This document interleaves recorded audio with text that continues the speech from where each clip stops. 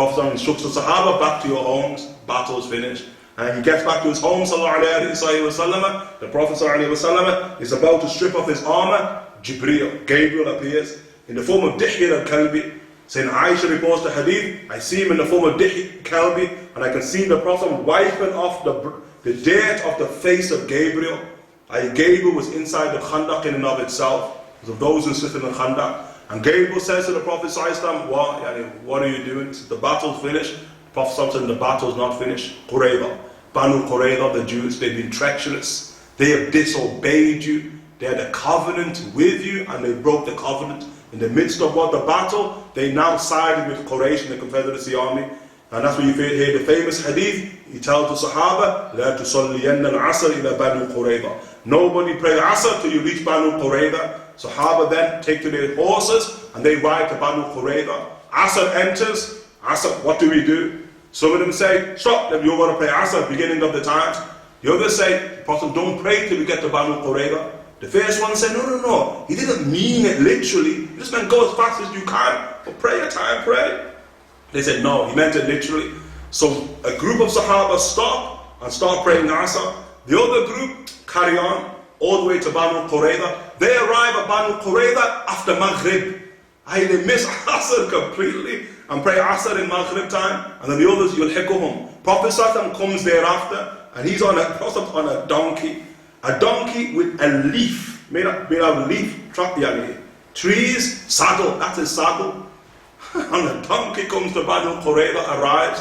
First thing they want to know about is Salah. They're interested in Banu Qurayza and war. Like, Salah, Ya Rasulullah, we had a dispute on the way, nation of the importance of prayer. And the Prophet told them, both of you were right. Both were right. That's what the wusa', the vastness of the deen. Then to deal with the issue of Banu Qurayza, you've been treacherous. What's your judgment? Our judgment's not from you.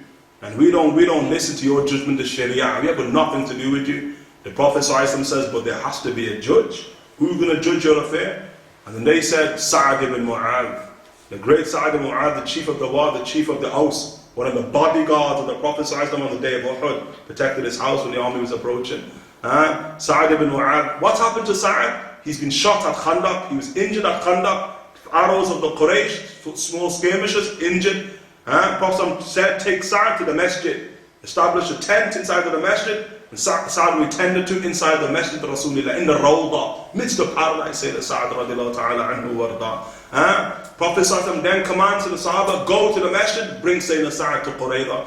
They go, they take Sa'ad, who's injured, and bring him all the way to Banu Qurayza to be the judge on the instruction of the Jews. When he arrives at Qurayza, look at the Prophet first words, Qumu li sayyidikum. Everybody stand for your Sayyid, for your master. All the Sahaba stand for Sa'ad ibn Mu'adh as he enters. And then Sa'ad ibn Mu'adh, radiallahu anhu, he says, what? They ask him, what's the judgment? You're the best of us, we know you. You're of those who did us good, we always had good relations with you. You're a fair man. And Sa'ad ibn Mu'adh, radiallahu anhu, in what's considered one of the most controversial decisions or realities in Sirah, he says, execute every single one of them. All of the male members executed. Okay? And that's what the Prophet says, there's the judgment. He judges against them and they should all be executed for what's high treason against the state. High treason, they still execute for treason in America and what have you. So they executed over 700 of them, 700 male members. Sayyidina Ali ibn Abi Talib, Sayyidina Miqdad ibn Aswad. Prophet instructs these are the two executioners. And it goes into the night, way into the night. They start lighting date palm trees to keep warm so they can see.